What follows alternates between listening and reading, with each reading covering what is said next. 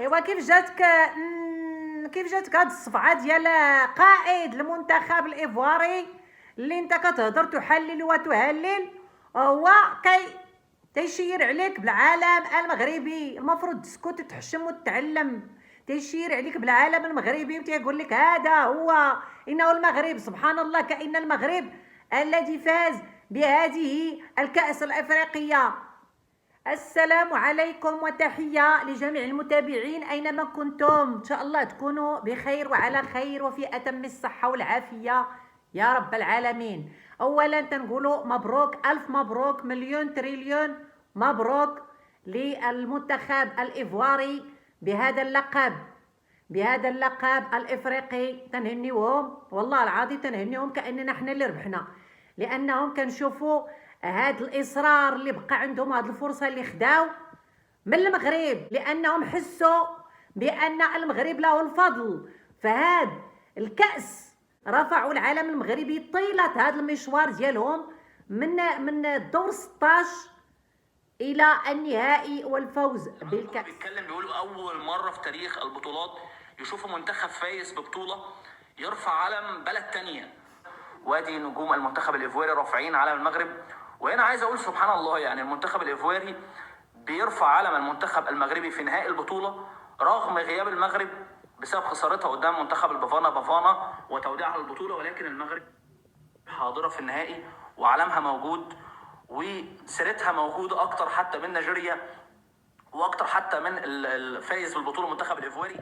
انه المغرب يا اخي، فلا تستغرب مع المغرب، لا تستغرب. المغرب دائما يصنع التاريخ وسباق في صناعة التاريخ. الشعب الايفواري كله في الشارع رافع علم المغرب، اللعيبه رافعه علم المغرب، بيرفعوا كاس البطوله في ايديهم علم المغرب.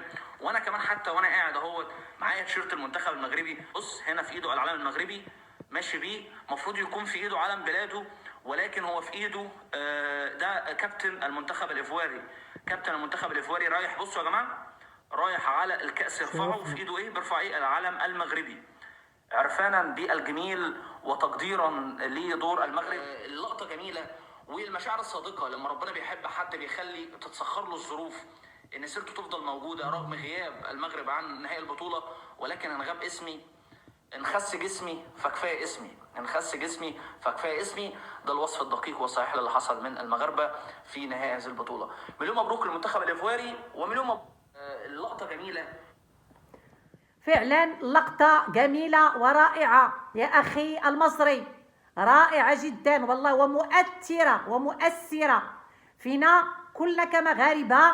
تنعاود نكرروا ألف مليون تريليون مبروك للمنتخب الإيفواري والشعب الإيفواري بهذا الكأس. وعبارة رائعة تنشكرك عليها، كيف قلتي إذا خس جسمي فلا زال اسمي.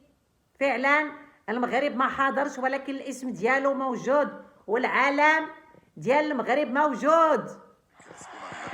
افريقيا في نفس السنه، الحدثان في ايوا التعارجي، شوفوا التمتع. المغرب اش كيصنع؟ الكوت ديفوار تفوز بكأس افريقيا والعالم ديال المغرب يرفرف كأنه هو الذي فاز. اذا هذا فعلا هو الحدث، هذا هو الحدث وهذا هو التاريخ الذي يصنعه المغرب من جديد. لا عزاء للحاقدين الحاسدين، موتوا بغيظكم وبحقدكم وحسدكم. والله الوطن الملك. والسلام عليكم والى اللقاء في فيديو جديد. باي باي.